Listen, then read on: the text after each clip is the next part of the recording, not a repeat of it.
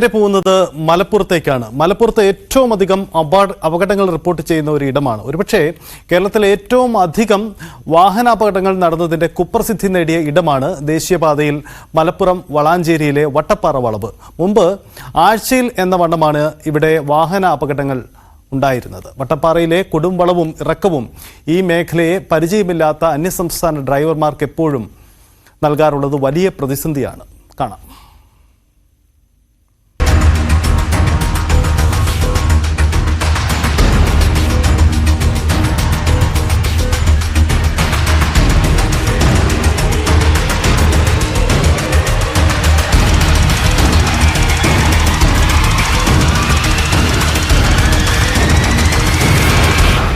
കേരളത്തിൽ ഏറ്റവുമധികം വാഹനാപകടമുണ്ടായ ഇടങ്ങൾ പരിശോധിച്ചാൽ അതിൽ ഒന്നാം സ്ഥാനത്ത് ഒരുപക്ഷെ എത്തുക മലപ്പുറം വളാഞ്ചേരി വട്ടപ്പാറ വളവാണ്. ചെങ്കുത്തായ വളവും കയറ്റവും ഒരുമിച്ച് വരുന്ന സ്ഥലം. മുൻപൊക്കെ ആഴ്ചയ്ക്ക് എന്ന തരത്തിൽ വാഹനാപകടങ്ങൾ ഇവിടെ തുടർക്കഥയായിരുന്നു. വളവ് നിവർത്തുക എന്നുള്ളത് ഇവിടുത്തെ ഭൂഘടന അനുസരിച്ച് മുഴുവനും പ്രായോഗികമല്ല.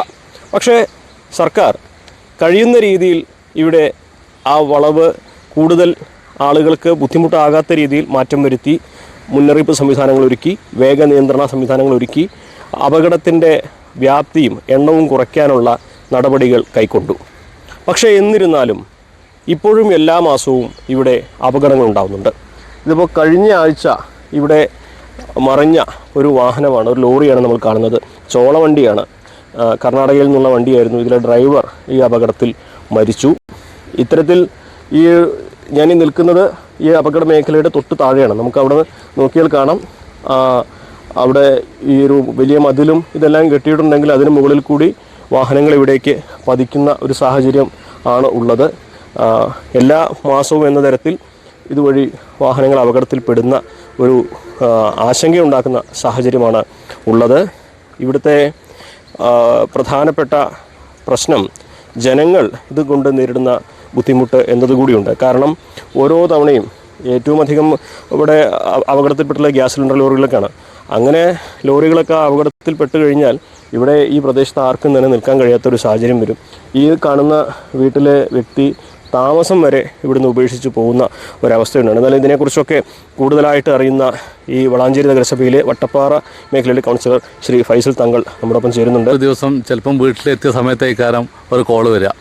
അപ്പോൾ ആ വരുന്ന സമയത്ത് ഇവിടെ വാഹനം മറിഞ്ഞിട്ടുണ്ടാവും, ആളുകൾ അതിൽ കുടുങ്ങി കിടക്കുന്നുണ്ടാവും.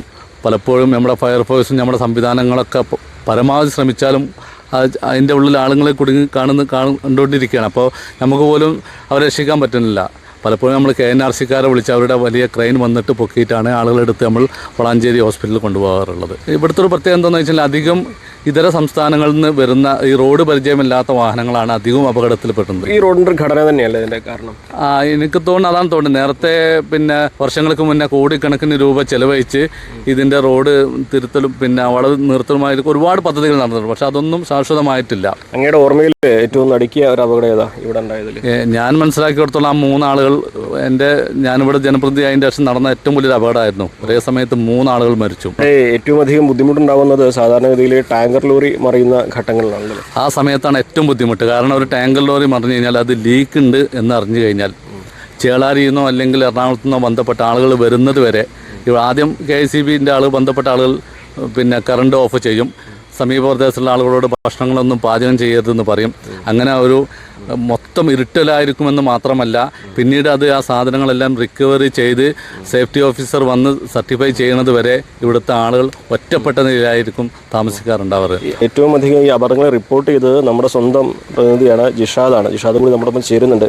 ജിഷാദ് ഇവിടെ മലപ്പുറം ജില്ലയിൽ സേവനം അനുഷ്ഠിക്കുന്ന കാലം മുതൽ വളാഞ്ചേരി വട്ടപ്പാറയിലെ അപകടങ്ങൾ മാസത്തിൽ ആഴ്ചയിൽ എന്നൊക്കെ തരത്തിലായിരുന്നു ജിഷാദ് റിപ്പോർട്ട് ചെയ്തത്. രാത്രിയൊക്കെ ഒരുപാട് തവണ അത്തരത്തിൽ ഓടി വരേണ്ടി വന്നിട്ടില്ലേ?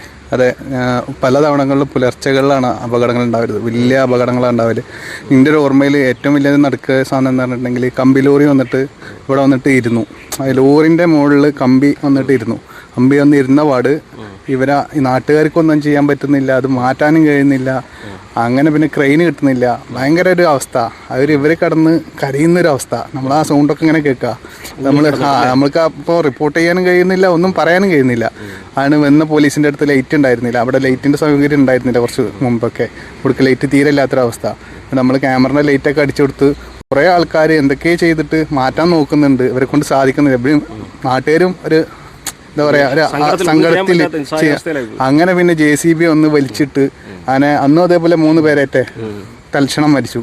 അതുപോലെ കല്ലോറി വന്നിട്ട്, കണ്ണൂരിൽ നിന്ന് കൊണ്ടുവരുന്ന കല്ലോറി വന്നിട്ട്, ഇതൊക്കെ നമ്മൾ കാഴ്ചയിൽ ഇങ്ങനെ ഭയങ്കര ഒരു ദൃശ്യമാണ്, മറക്കാൻ പറ്റാത്ത അത്രയും അസ്വസ്ഥനാക്കുന്ന ഒരു ഇതാണ് വട്ടപ്പാറയെ കുറിച്ച് പറയാനുള്ളത്. ശരിക്കും ഈ വട്ടപ്പാറ വളവ് എന്ന് പറഞ്ഞാൽ എല്ലാവർക്കും ഭയങ്കര പേടിയാണ്. ജിഷാദിനെ കുറിച്ച് വളരെ വിശദമായിട്ട് അധികൃതരോടൊക്കെ സംസാരിച്ചൊരു വ്യക്തി കൂടിയാണല്ലോ. എന്താണ് ഈ ഒരു അപകടത്തിൻ്റെ കാരണമായിട്ട് ഇവരൊക്കെ തന്നെ പറഞ്ഞിരുന്നത്? ഒന്നാമത്തത് അവിടുന്ന് വണ്ടി, അതായത് ന്യൂട്രലിൽ ഇറങ്ങി വരുന്നൊരു, അതായത് ഡീസൽ ലാഭം നോക്കി ചില ആളുകൾ ന്യൂട്രലാക്കുന്നൊരു സംവിധാനമാണ്. അതിൽ പിന്നെ ഇവിടെ എത്തിക്കഴിഞ്ഞാലാണ് ഒരു വളവ് പെട്ടെന്ന് ശ്രദ്ധയപ്പെടുന്നത്. അപ്പോൾ ചവിട്ടി നിർത്തുമ്പോഴത്തേനും വണ്ടി കയ്യിൽ നിന്ന് പോയി താഴത്തേക്ക് വരുന്നൊരവസ്ഥയാണ്. ഇപ്പോൾ കേരളത്തിലെ തന്നെ ഏറ്റവും പ്രധാനപ്പെട്ട, ഏറ്റവും അപകടങ്ങൾ സംഭവിക്കുന്ന മേഖലകളിൽ ഒന്ന് തന്നെയാണ് വട്ടപ്പാറ വളവ്. അത് വയഡക്റ്റ് പാലം വന്നാലും യാഥാർത്ഥ്യമായാലും ഈ റോഡ് നിലനിൽക്കും. അതുകൊണ്ട് തന്നെ അപകട സാധ്യതകളും ഇവിടെ തുടരുന്ന ഒരു അവസ്ഥയുണ്ട്. അപ്പോൾ ശാശ്വതമായിട്ടൊരു പരിഹാരം വട്ടപ്പാറയിൽ എന്ത് എന്ന ചോദ്യം നമ്മൾ ഒരു ആവർത്തിച്ചതാണ്. പക്ഷേ അധികൃതർക്കൊന്നും അവർ പരമാവധി കിണഞ്ഞ് പരിശ്രമിച്ചിട്ടും അതിന് ഉത്തരം നൽകാനും കണ്ടെത്താനും കഴിഞ്ഞിട്ടില്ല. അതുകൊണ്ട് തന്നെ വട്ടപ്പാറ വളവ് ഇപ്പോഴും ഈ ഒരു മേഖലയിലെ അപകട സാധ്യതകൾ ഏറ്റവും കൂടിയ ഒരു മേഖലയായിട്ട് തന്നെ തുടരുന്ന സാഹചര്യമാണ് നിലവിലുള്ളത്. വട്ടപ്പാറയിൽ നിന്നും CB അനമോദ്, ന്യൂസ് 18.